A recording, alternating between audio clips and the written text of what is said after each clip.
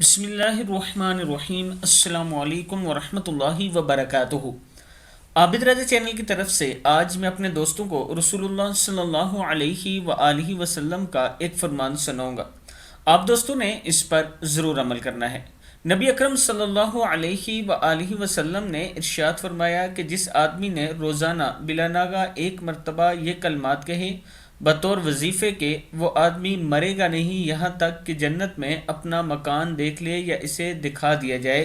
وہ دعائیہ کلمات یہ ہیں: بسم اللہ الرحمن الرحیم، سبحان اللہ القائم الدائم، سبحان الحی القیوم، سبحان الحی الذی لا يموت، سبحان اللہ العظیم وبحمدہ، سبوح قدوس رب الملائکۃ والروح، کیا ہے، والروح، سبحان العلی الاعلی، سبحانہ وتعالی۔ صدق اللہ العظیم۔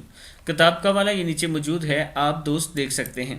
اس کے ساتھ میں اپنے دوستوں سے گزارش کروں گا کہ میں ایک مسجد بنوا رہا ہوں جو ایک ماں جی نے مجھے اپنی زمین میں سے کچھ حصہ دیا ہے۔ میں آپ دوستوں سے گزارش کروں گا کہ آپ اپنا حصہ اس میں ضرور ڈالیں، اللہ تعالیٰ آپ کو اس کا اجر عظیم عطا فرمائے گا۔